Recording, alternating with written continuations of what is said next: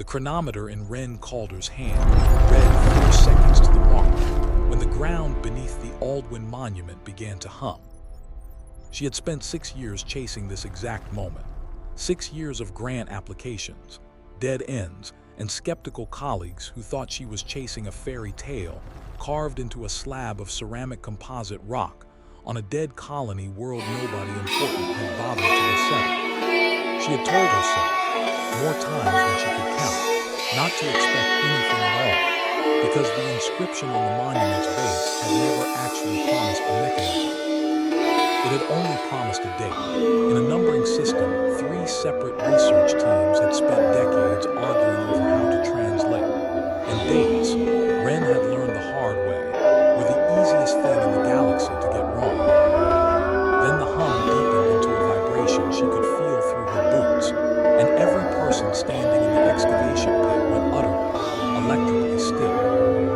3 seconds, said the voice beside her, calm in the particular way that meant its owner was anything but.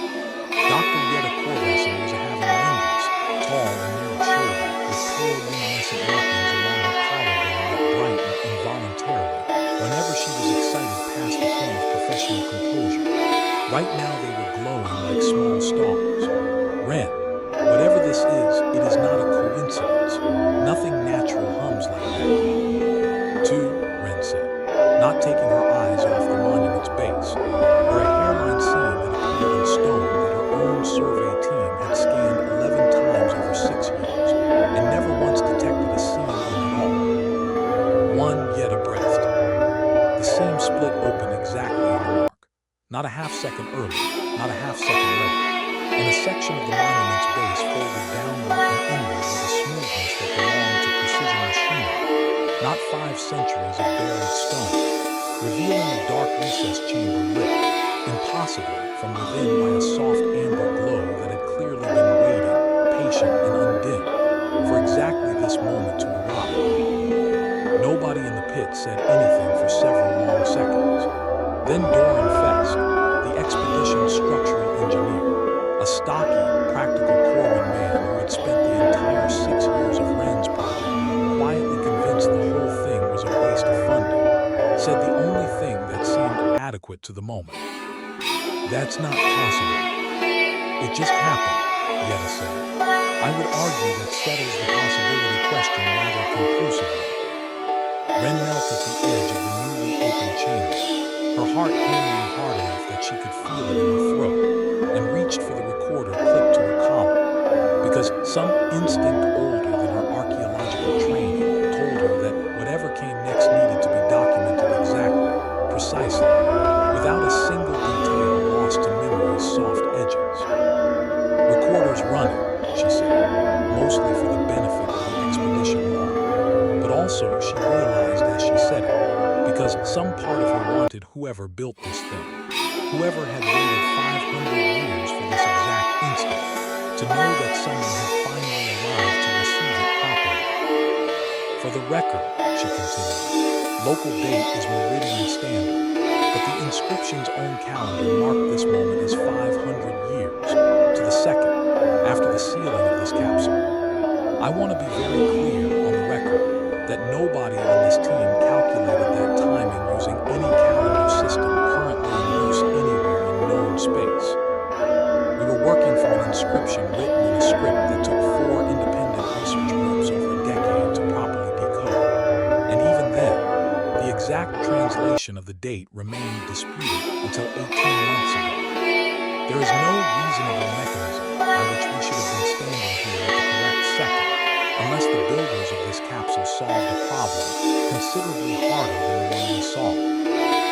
She paused, staring down into the amber-lit chamber, at the shape she could now see resting inside it, a sealed cylinder etched with the same patient, careful script that covered every surface of the monument above it, which means whatever's in this capsule was never meant to open by our calculation. It was meant to open by theirs, and I don't yet understand how they could possibly have gotten that right.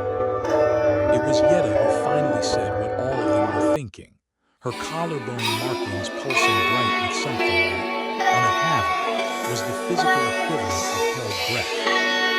Wren, she said quietly, their species disappeared from the wider galaxy's records 481 years ago. Whoever built this knew, 5 centuries in advance, exactly when someone would be standing here to open it. That is not a fairy tale carved into a rock. That is the single most precisely engineered act of patience I have ever encountered in my entire career, and I would very much like to know why anyone would go to that much trouble for a means. Say, they could never be certain anyone would live long enough to receive. Wren reached into the chamber and lifted the cylinder free, lighter than she expected, its surface warm, faintly, as if it had been waiting somewhere close to a heartbeat, rather than sealed in cold stone for 500 years. "Let's find out," she said, and began carefully to open it. To understand why Wren Calder had spent 6 years of her life, and most of her family's savings chasing a legend carved into a dead world's oldest monument, it helped to understand what had happened to humanity a little over 4 centuries before she was born.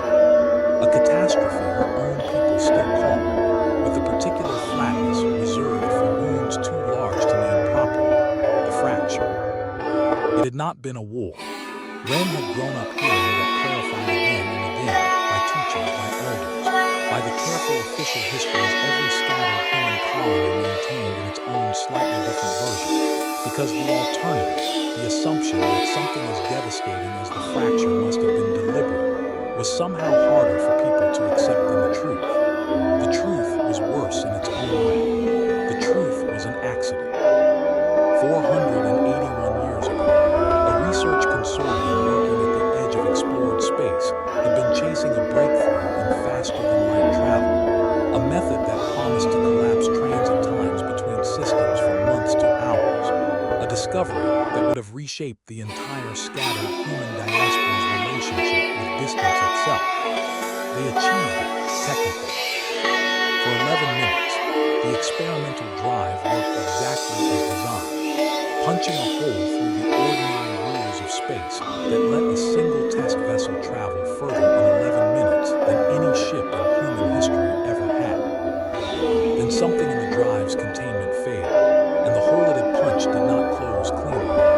It sheared instead in a way none of the surviving records ever fully explained, tearing a wound through the fabric connecting a dozen major transit routes at once. And when the aftershock finally settled, every human colony that had depended on those routes found itself abruptly, catastrophically alone, not destroyed, not conquered, simply cut off, isolated behind a scar in space that took normal vessels centuries to root around, stranded with whatever population, whatever technology, and whatever fragments of shared history each colony happened to have on hand the day the connections failed. Some colonies thrived in isolation. Some collapsed entirely, their populations scattering further into the dark or dying out in the brutal first decades before self-sufficiency took hold. All of them, every single one, lost something in the fracture that no colony ever fully managed to recover on its own. The certainty that anyone else out there remembered it, or that they remembered anyone else correctly in return. Calendars drifted, records fragmented.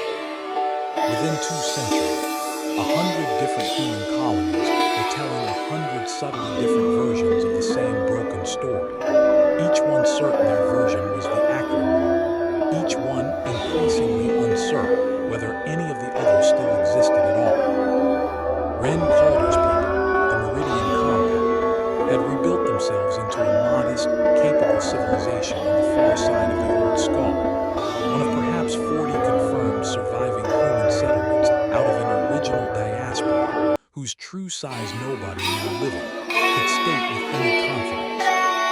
She had grown up on stories of a founding generation that fled the fracture's chaos and built something lasting from nothing.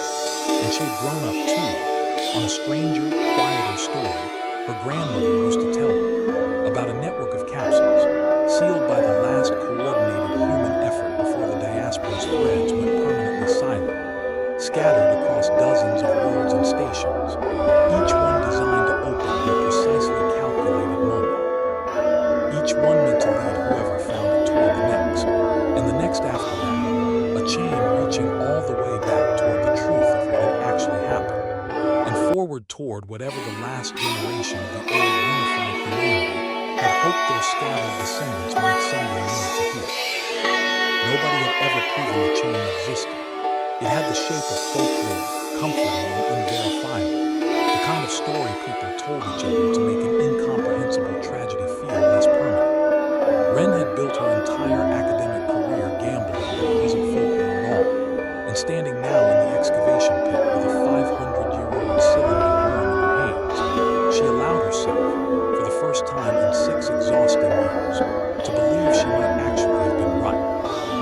Her grandmother had died 4 years into Wren's search, never quite believing the story she'd spent decades telling would ever be proven true, and Wren had carried that particular grief for the remainder. Years of her research like a stone in her chest, a quiet, private ache that had nothing to do with academic ambition and everything to do with want to, more than she had ever wanted anything else in her life, to walk back into her grandmother's memory, however impossible that was, and tell her she'd finally been right all along. She thought of her now, standing in the pit with the cylinder in her hands, and found the grief and the triumph tangled together in a way she hadn't expected and didn't try to untangle. Her academic colleagues in the years before this moment had been considerably less patient with the story than her grandmother's quiet, stubborn faith. She had been passed over for 2 major grants specifically, because senior reviewers considered the Aldwin inscription an unverifiable folk legend unworthy of serious institutional resources, and she had funded the final 18 months of the dig, largely from her own savings, working a second position teaching introductory archaeology to undergraduates who mostly wanted to talk about anything except pre-fracture history, because the wound of the diaspora still ran close enough to the surface. Even 4 centuries later, that most people preferred not to look at it too directly.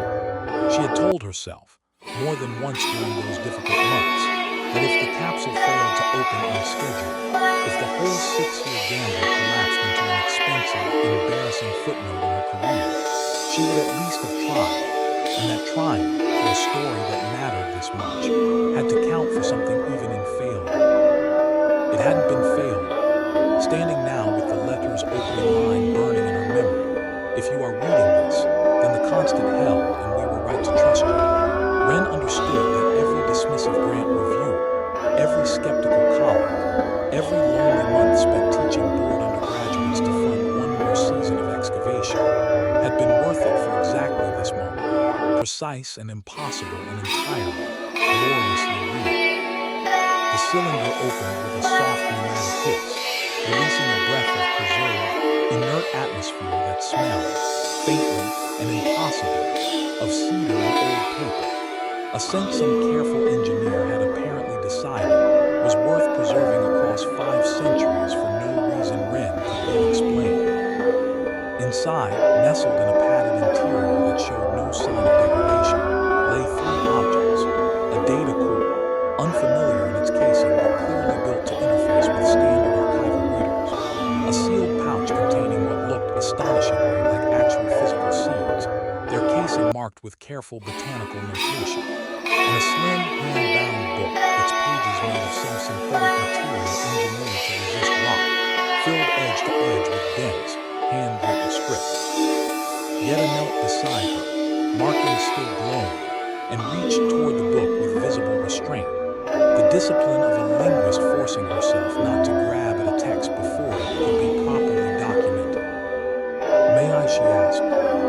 "Together," Wren said, and they opened the book's cover side by side. The first page held a single line, written in careful, deliberate handwriting that had clearly been practiced many times before committing itself permanently to a page meant to survive 5 centuries. "If you are reading this, then the constant held, and we were right to trust you." Wren felt something catch hard in her throat, and beside her, Yeka's markings dimmed to a soft, contemplative glow. To have an equivalent, Wren had learned over years of friendship, of quiet reverence. "Constant," Yetta said. "What constant?" Wren turned the page and found, laid out across the next several sheets in patient, methodical handwriting, an explanation that answered question of how, precisely, a message sealed 500 years ago could possibly have known the exact second someone would finally be standing here to receive it.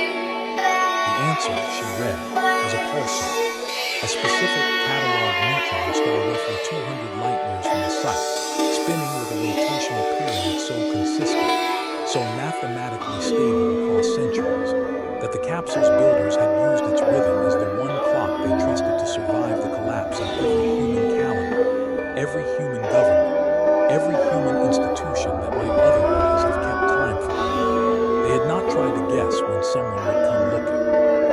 They had built a mechanism tied directly to the pulsar's own signal, a listening device buried in the monument's foundation that counted rotations rather than years, and had calculated, with a precision that made Wren's archaeologist's heart ache with something close to awe, the exact rotation count at which 5 centuries would have passed since the day they sealed the chamber shut.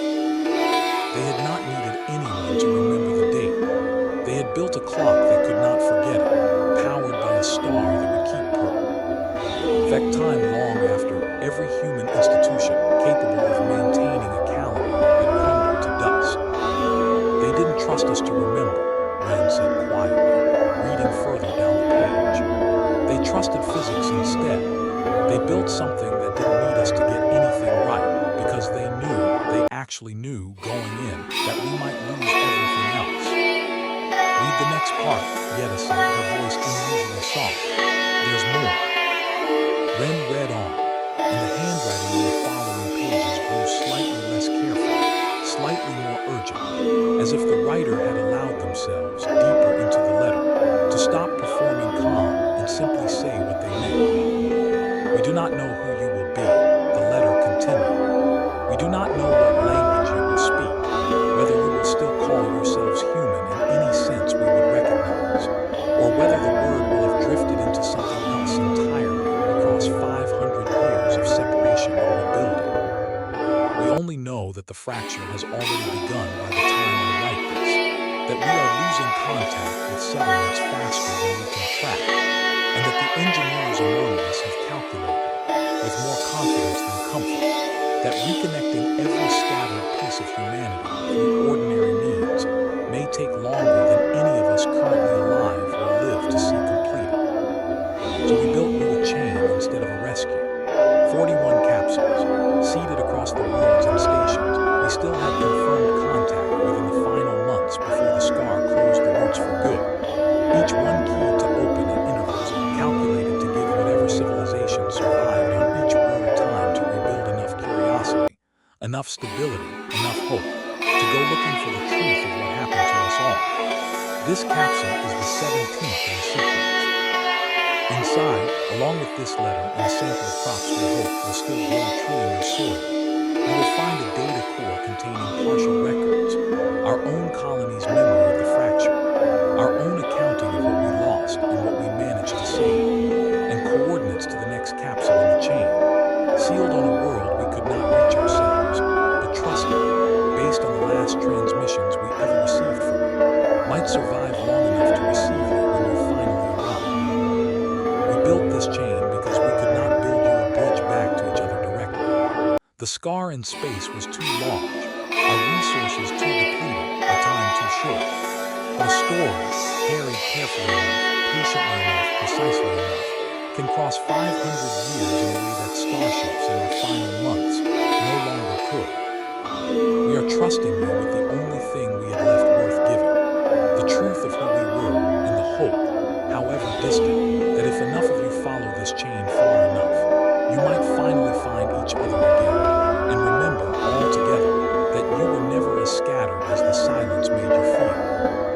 Whoever you are, however far you've come to read this, thank you for trusting a 500-year-old promise enough to come looking for it at all. That trust is the only thing that makes any of this worth what it cost us to build. The letter was signed, simply, Consortium Archive Team, Meridian Waypoint 12, and beneath the signature, a final line, added in handwriting slightly different from the rest, as though someone else had come back to the page later, unable to resist adding one more thought before the capsule was sealed for good. Plant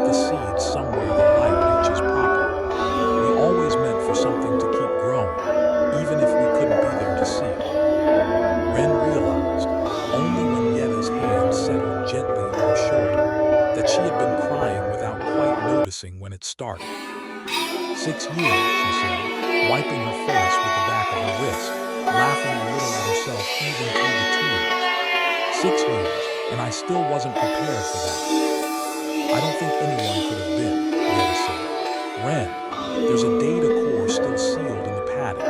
I don't think we've even begun to understand what's actually in this capsule. It took the team another 3 days to safely interface the data core with their archival readers. Careful, deliberate work that Wren insisted on slowing down rather than rushing, mindful of everything the letter had already taught her about the value the builders had placed on patience. When the core finally unlocked, it did not open onto text at all, but onto a recording, badly compressed by the standards of Wren's own era, but unmistakably, hauntingly intact.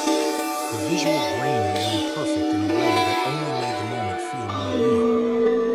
A woman's face resolved onto the display, lined with exhaustion, her eyes carrying the particular hollowed brightness of someone who had not slept properly in longer than she could remember.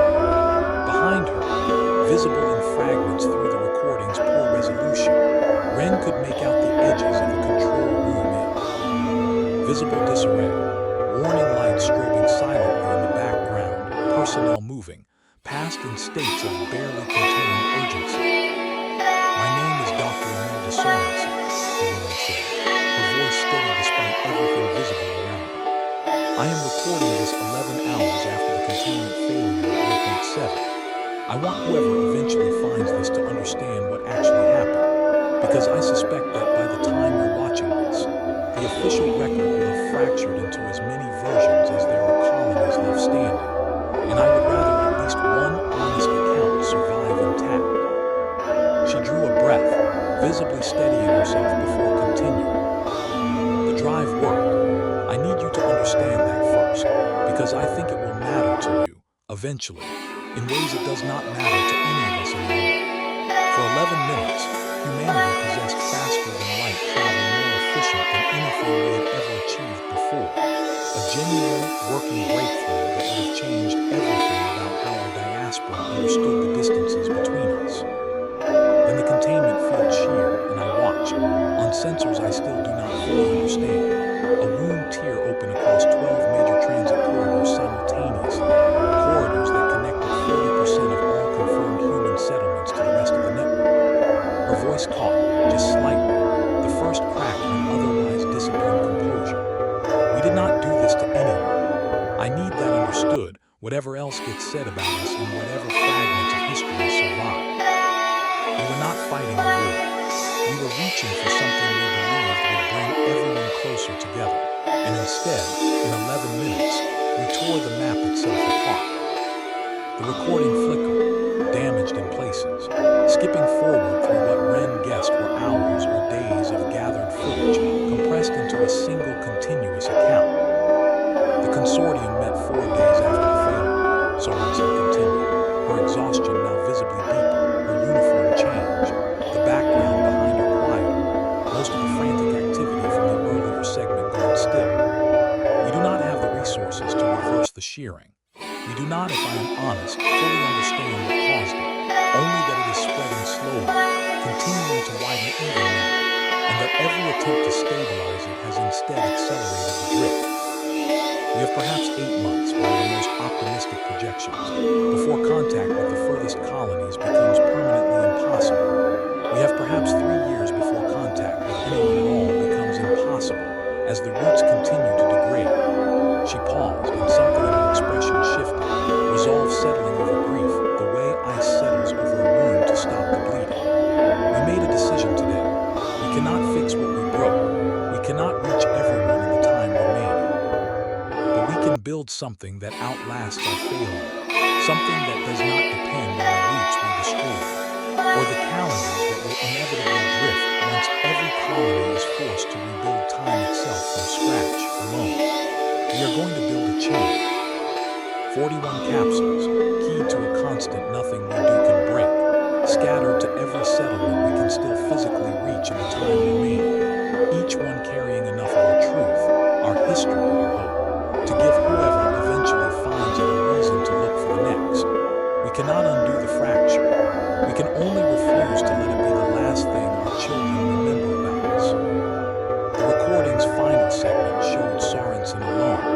the background behind her stripped nearly bare, evidence of a facility being abandoned or dismantled visible in the empty space where equipment had clearly once stood. "This is Capsule 1740," she said quietly.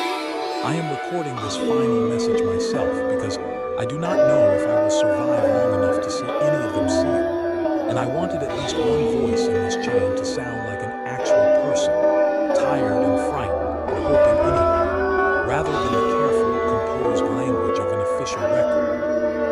Whoever you are, however long it has taken you to reach this moment, I hope you found this the same way we always intended, patiently, honestly, on your own timeline rather than one we tried to force onto you from 500 years away. I hope more than anything that you are not alone when you watch this. And if you are, I hope it does not stay that way for much longer." She managed something that was almost a smile, fragile and real. "Good luck, whoever you've become. I think whatever else happened to us, we would be proud."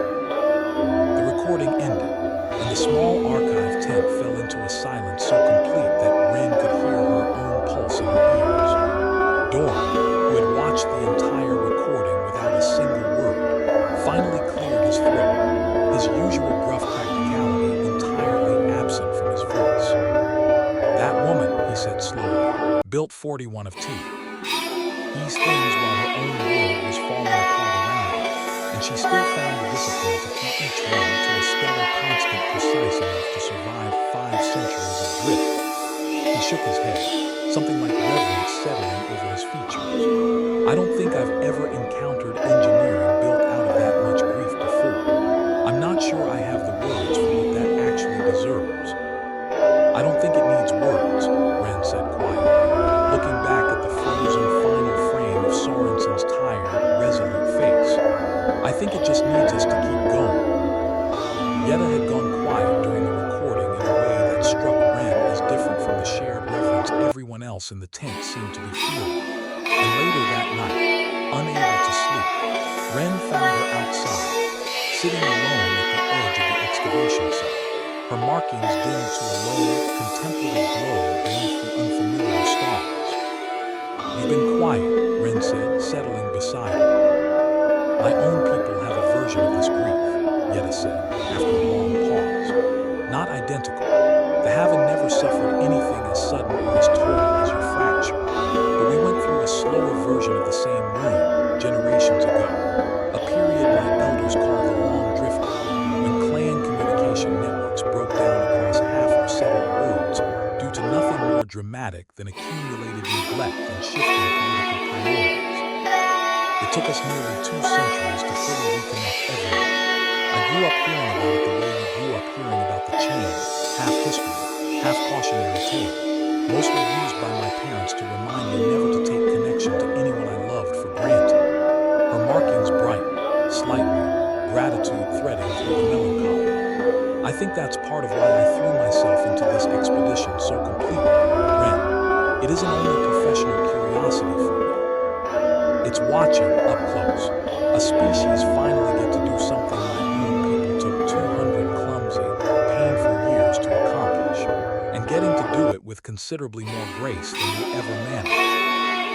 "I don't think we're managing it with grace," Wren said, half laughing. "I think we're managing it by accident mostly, and getting lucky that the people who built this were smarter than any of us currently negotiating over it." "Perhaps," Yetta allowed, her markings warming further, something fond and genuine settling into her expression. "Or perhaps grace was never about getting everything right on the first attempt. Perhaps it was simply about refusing to stop trying, capsule by capsule, disagreement by disagreement, until something finally held together long enough to matter. I have watched you do exactly that for 6 years, Wren Calder, long before I ever arrived to help you carry it. I don't think that's an accident at all. I think that's simply who you are." Wren didn't have an answer for that, not one that wouldn't have embarrassed them both. So she simply reached over and took her friend's hand, and they sat together in the quiet a while longer, watching unfamiliar stars wheel slowly overhead, before finally returning together to the work still waiting inside the tent. She set the data core aside carefully and returned to the letter, turning to the final page.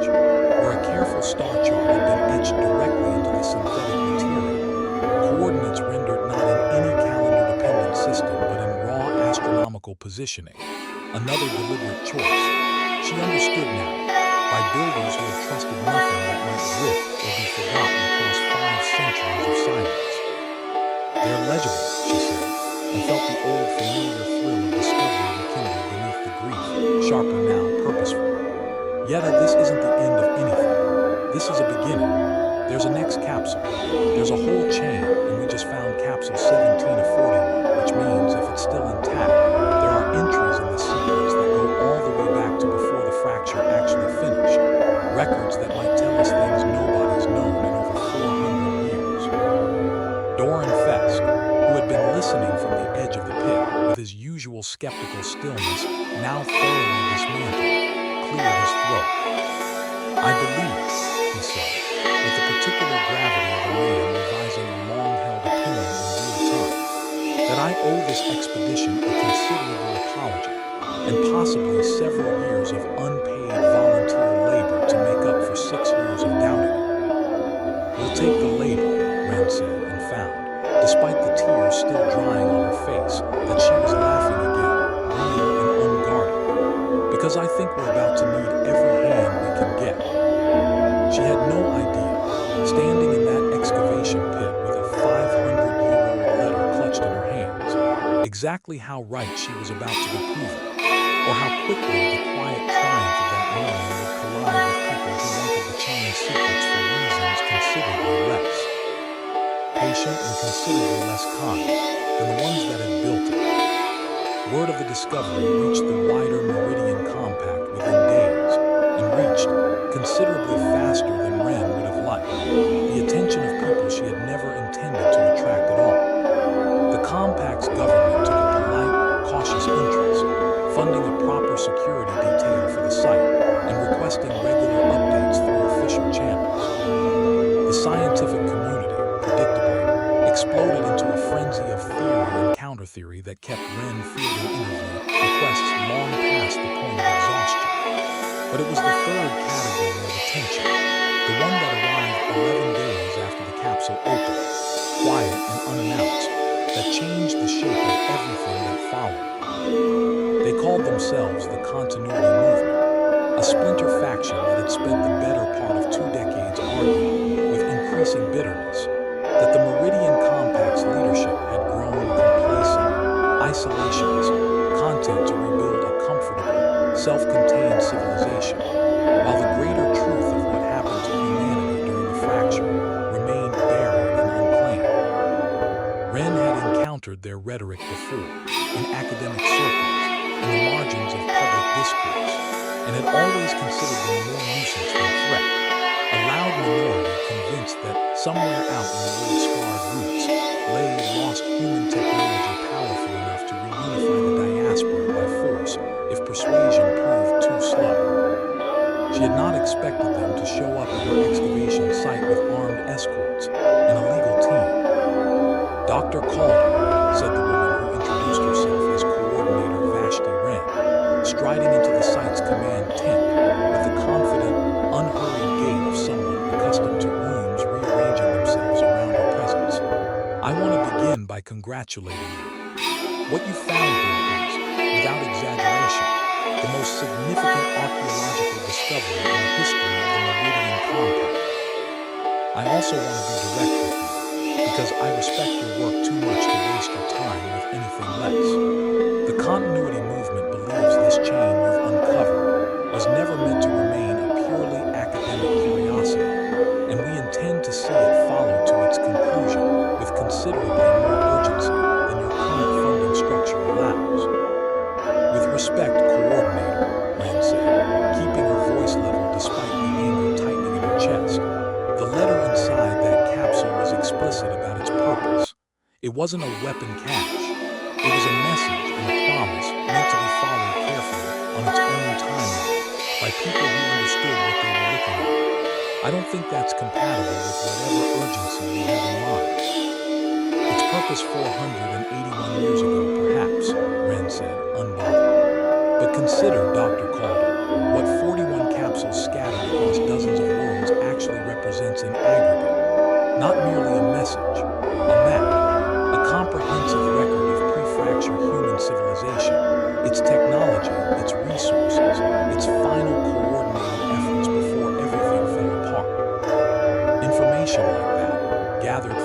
quickly, could do more to reunify the scattered diaspora in a single decade than another 4 centuries of slow, cautious rediscovery ever would. I would think a scholar who spent 6 years chasing a legend would understand the value of moving decisively once the legend proved true. And if moving decisively means seizing sites before local populations consent, or extracting capsules without the careful documentation their builders clearly intended, what happens to everything that gets lost in the rush? Wren shot back.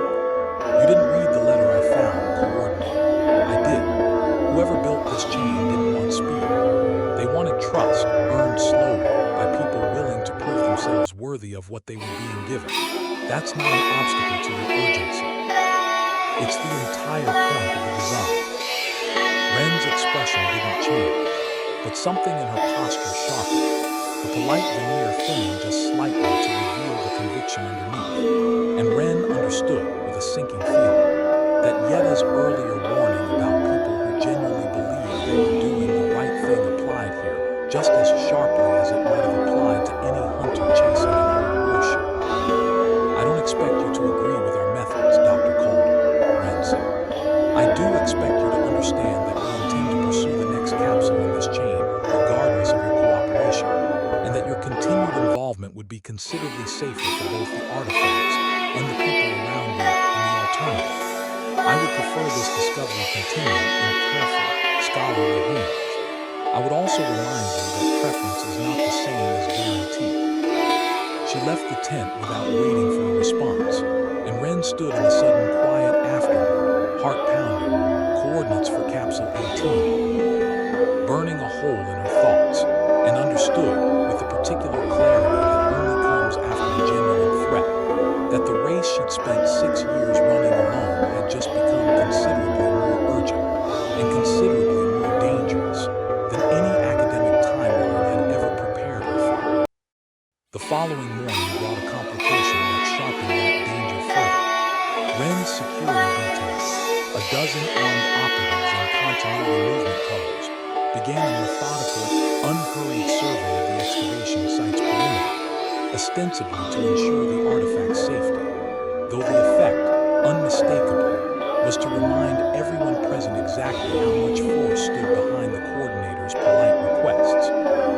Wren found Doran watching them from the command tent's entrance, his jaw set in the particular stillness that, on him, meant barely restrained anger. They're not going to wait for our permission to move on Capsule 18, he said quietly. That's not a security detail. That's an extraction team waiting for orders. We need to move faster than we can, she said to Yetta and Doran that evening, spreading the star chart across the command tent's central table. Not recklessly, but faster. If the continuity movement reaches Capsule 18 first, tears it open without the care this whole chain was clearly built to require, we lose whatever gets damaged in the process, and we hand them a head start on every capsule after that. I don't think I can live with being the reason this chain gets treated like a resource grab, instead of what it actually is.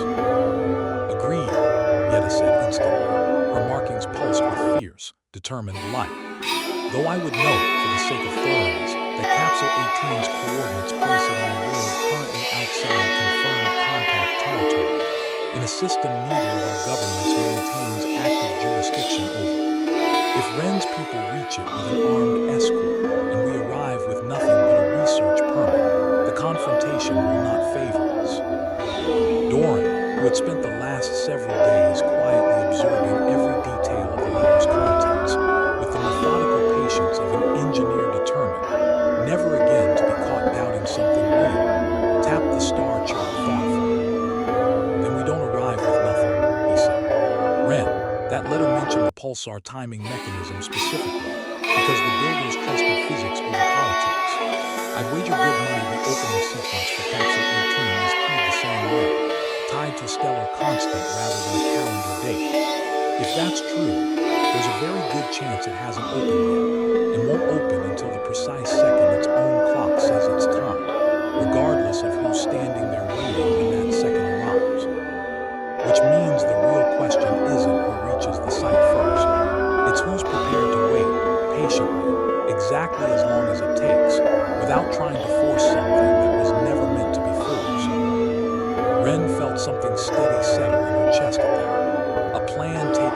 that didn't require racing anyone, only understanding, more completely than the continuity movement seemed willing to, exactly what kind of trust this entire chain had been built upon from the very beginning. Then that's our advantage, she said. They'll try to force it open the moment they arrive because people in a hurry always do. We'll get there, document everything properly, and if the mechanism isn't ready yet, we wait. We prove, the same way the builders proved it to us, that we understand this was never about speed. This is, if you're following along, exactly the kind of moment worth sticking around for.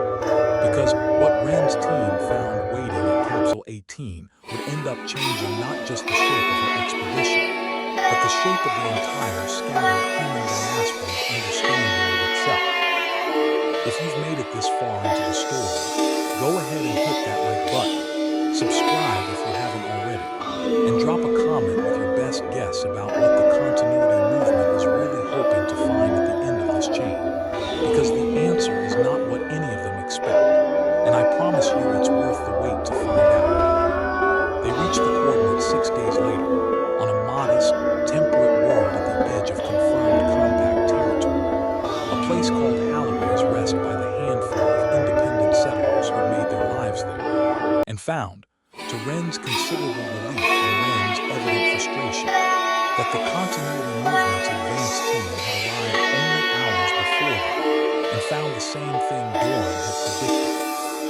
A sealed monument, silent and unresponsive to every scanning technique and forceful intervention Wren's engineers attempted, giving up nothing at all except a faint, steady hum that no amount of pressure could accelerate.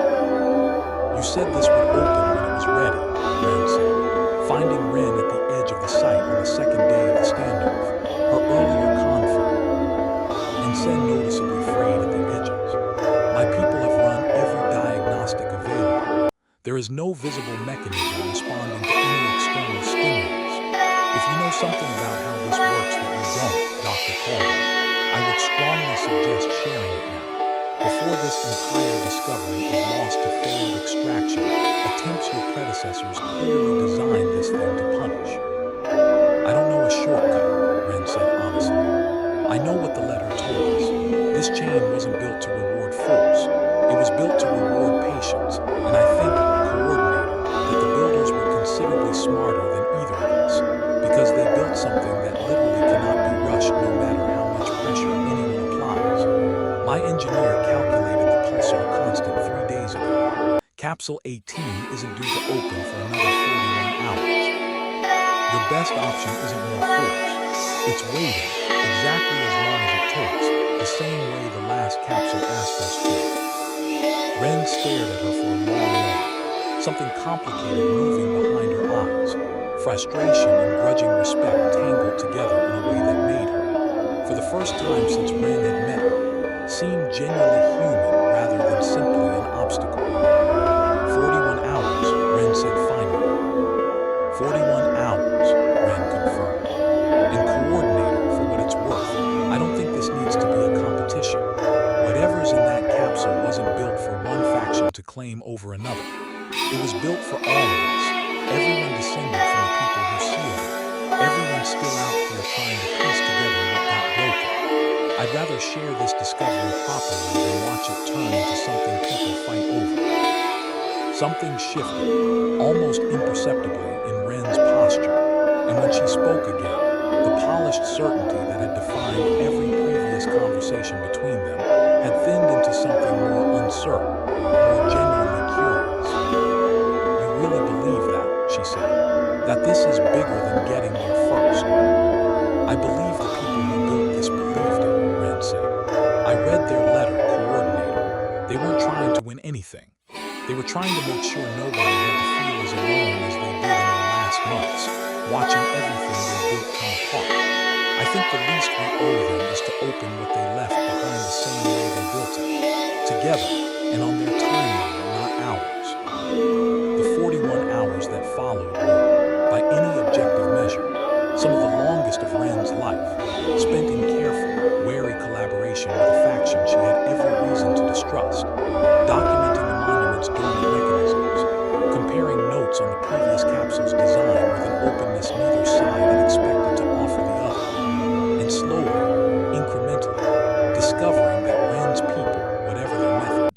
were not without genuine scholars among their ranks. People who had joined the continuity movement not out of aggression, but out of the same aching, specific grief Wren carried herself. The grief of being descended from something larger and more whole than anything currently left standing. On the second night of the waiting period, Wren found herself sharing a quiet meeting with one of Wren's junior archivists, a soft-spoken young man named Teller who confessed, somewhere between his second and third cup of tea, that he had lost both his parents to a colony collapse 11 years earlier, a settlement that had simply run out of resources trying to rebuild alone, too proud or too isolated to ask its nearest neighbors for help in time. I joined the movement because I couldn't stand the idea that it might happen again somewhere else, to some other family, just because nobody was urgent enough about finding each other, he told her, staring into his cup rather than at her face. I understand what you're doing here, Dr. Calder. I think it might even be right. I just don't know how to hold that next to everything I've already lost waiting for someone to be urgent enough to save people like my parents. Wren didn't have a tidy answer for him and found, somewhat to her own surprise, that she didn't try to manufacture one. I don't think patience and grief are supposed to feel comfortable sitting next to each other, she said instead. I think you're allowed to want both, the carefulness this chain deserves and the urgency your parents deserved and never got. I don't think wanting both makes you wrong. I think it just makes you honest. Teller didn't answer, but he stayed at the fire a long while after that, quiet and thoughtful. And the following evening, when the mechanism finally opened, precisely on the pulsar's calculated mark, both teams stood together at the excavation's edge, and Wren found, watching the amber light spill up from the newly revealed chamber, that the moment felt less like a victory claimed and more like a promise finally, properly kept. What they found inside Capsule 18 was, in its way, more significant than the first. Not merely another letter in a data core, but a second star chart, this one marking not a single next capsule, but a convergence point, coordinates where the letter explained, with the same careful, patient handwriting, that several branches of the original chain had been designed to eventually meet, a location the Pre-Fracture Consortium had selected specifically, because it was equidistant from every major settlement they still had contact with in their final months, a place meant to become. Once enough of the chain's branches had been followed far enough, a genuine meeting point for humanity's scattered pieces to finally, physically, reconnect. We could not build you a way home to each other, the letter read, in words that struck Wren with fresh force even after everything the first capsule had already taught her. But we could build you a way to meet each other halfway. If you are reading this, it means at least two branches of our chain have been followed far enough to intersect, which means the scattering has not been as complete as our darkest projections feared. We do not know how many of you have found each other by now. We only hope it is more than we dare to calculate in our final, uncertain months. Go to the convergence point. Bring whoever you have found along this chain with you. Whatever remains of us at that location, whatever record, whatever gift, whatever truth, was always meant to be received together, not separately. We built this chain to be walked in company, because we knew, better than anyone, exactly how unbearable it is to face something enormous entirely alone. Wren, reading over Wren's shoulder, made a sound that was not quite a laugh and not quite a sob, raw and unguarded in a way the composed coordinator had not once allowed herself to be since Wren had met her. They wanted us to find each other, Wren said quietly. Not just the truth, each other. That's what this whole chain was actually for. That's what it was always for, Wren said, and found, looking around at the strange, unlikely coalition gathered at the edge of that dig site, scholars and skeptics and armed escorts, and a linguist whose markings had not stopped glowing for 6 straight days, that she finally understood completely why the builders had trusted physics over calendars, patience over force, and a chain of careful, scattered promises over any single grand gesture. They had understood that reunification was never going to be a single triumphant event. It was going to be built, slowly, capsule by capsule, trust by trust, exactly the way anything worth having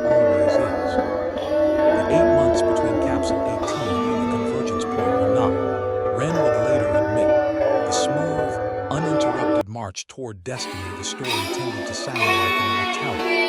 There were 4 more capsules to locate and open along the way, each one requiring its own patient negotiation with the pulsar's calculated timing, and at least 2 of them nearly cost the expanding coalition everything they had built together. The most difficult came at Capsule 20, sealed on a moon so geologically unstable that the consortium's own engineers had clearly struggled to find anywhere safe to bury it at all. 3 days before the mechanism was due to open, a seismic event far larger than anything the site survey had predicted tore through the region, collapsing the excavation support scaffolding and burying 2 of Wren's engineers under several meters of loose rock and debris.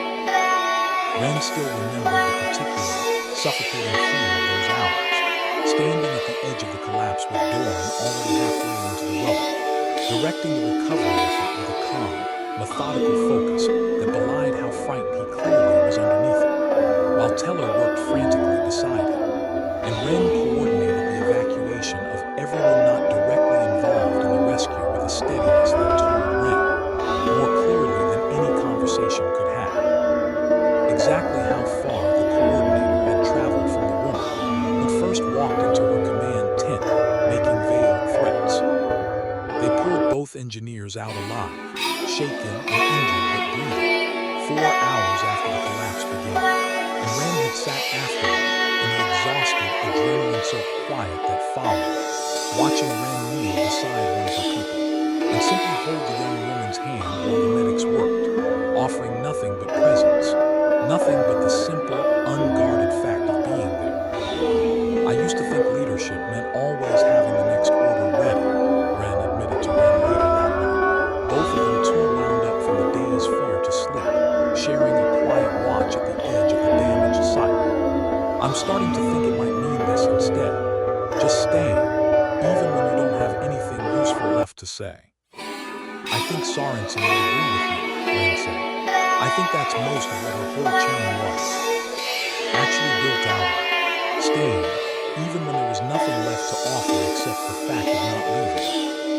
They opened Capsule 22 days later than originally calculated, the mechanism's own timing mercifully unaffected by the seismic event that had so badly disrupted everything around it, and found inside, alongside the expected letter and coordinates, a small, handwritten edition that had clearly been added by someone other than Sorensen, a second voice joining the chain's long, patient chorus. If this moon has proven as unstable as we fear, the edition weird, and handwriting shakier and less practiced than the rest, then whoever recovers this letter has likely already survived something difficult simply reaching it. We debated, at length, whether burying anything here was wise at all. We chose to trust that you would be resourceful enough and patient enough to manage what we could not fully secure for you. If you made it this far intact, all of you together, I think that says something rather important about who you've already become by the time you're reading this.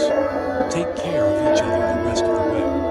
That was always worth more than any single artifact we could leave behind. By the time the coalition finally reached the convergence point, 23 people who had started as 2 suspicious, mutually distrustful factions had become something considerably harder to name.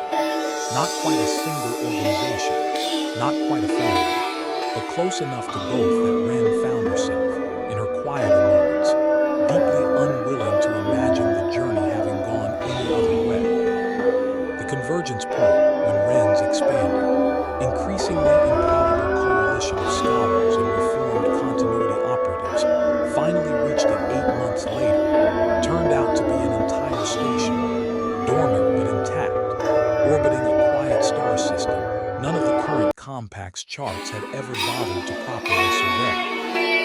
Its systems worked, as everything in this chain always seemed to, at the precise calculated second, and inside, waiting in careful, patient archives, was a record more complete than anything any single scattered human colony had managed to preserve on its own. The full accounting of the fracture, the true scope of what had been lost, and more importantly, a working, verified beacon, built to transmit on a frequency the consortium had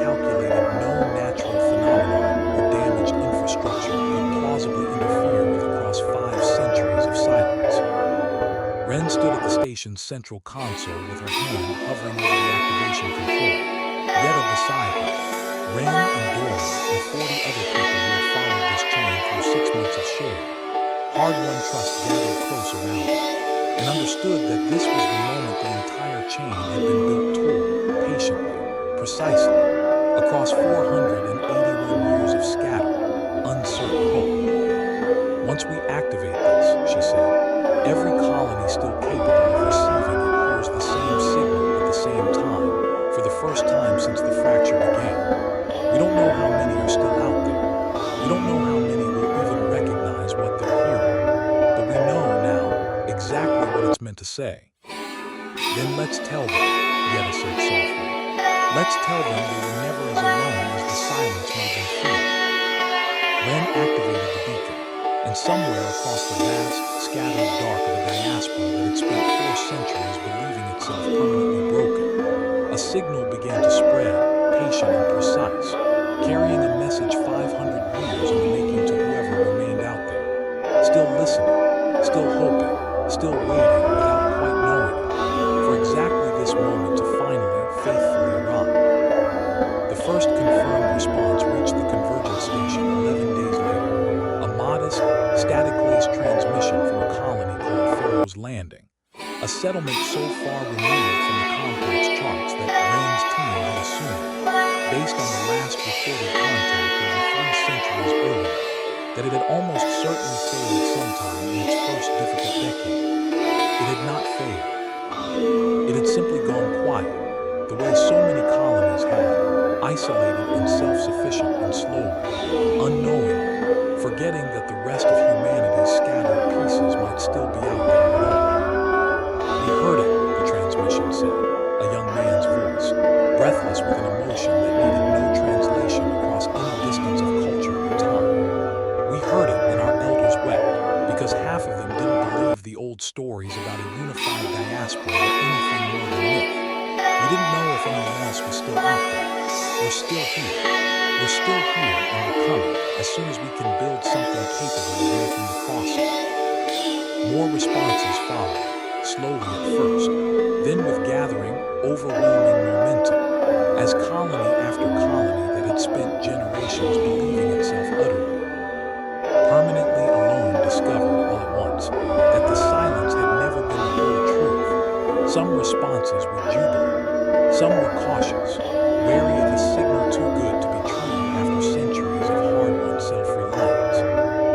A handful, heartbreakingly, reported that entire settlements marked on the consortium's original charts had not survived long enough to hear anything at all. Their fates recorded now only in the careful, grieving updates of neighboring colonies who had learned, decades too late, what had happened to worlds they'd once been close enough to call family. Wren spent the following 2 years doing work she had never imagined for herself when she first knelt at the edge of that excavation pit on Aldrin, coordinating a slow, careful, deliberately unhurried reunification effort that honored, at every step, the same patience the original builders had trusted more than force. Wren stayed involved throughout, her continuity movement gradually transformed, under the combined weight of everything they found together, into something closer to a genuine diplomatic core than the impatient extraction operation it had once threatened to become. Teller, the quiet young archivist who had once confessed his grief over a fire at Halloway's Rest, ended up leading the effort to catalog every surviving colony's individual history, determined, he told Wren once, that nobody's version of the story would ever again be allowed to go unheard simply because urgency had outpaced care. Yetta remained at Wren's side through all of it, her markings settling over those 2 years into a steadier, warmer glow than the excited brightness of that first discovery, the particular contentment Wren had come to understand, of a scholar who had found something worth spending an entire career finishing properly.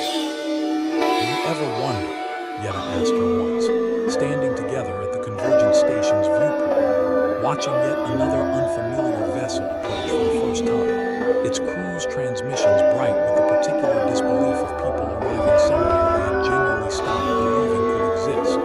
What's Sorensen would think if she could see this? All of it. Everyone this chain finally brought back together. Wren thought about the recording. The tired, resolute woman in a control room falling apart around her, choosing in her final months to build patience instead of panic, trust instead of despair. I think she'd be exhausted, Wren said finally, smiling despite the ache the thought still carried. I think she'd be exhausted, and she'd probably tell us we took longer than she hoped. And then I think she'd sit down, finally, after 500 years of carrying this alone, and let herself rest, because the thing she was most afraid of, that nobody would ever come looking, that the silence would simply swallow everything they had tried to say, never actually came true. It would take years, Wren knew, to learn how many colonies received the signal, how many recognized it for what it was, how many would eventually find their way to this quiet convergence point to add their own chapter to a story that had never really ended, only waited with extraordinary patience for the right moment to begin again. But standing there, watching the beacon's activation light pulse steady and sure across the station's dark, silent bridge, she found she no longer needed to know the ending to understand what she had helped complete. The builders of that chain had never promised a swift reunion or an easy one. They had promised only this, that if enough of their scattered descendants proved patient enough, curious enough, and brave enough to follow the trail they left behind, humanity would remember altogether that it had never truly stopped being one family, however far the silence had once made it feel. Wren Calder, 6 years and 18 capsules into a legend she had once feared, was nothing but folklore, understood at last that she had not simply solved a mystery. She had helped keep a promise, 5 centuries old, exactly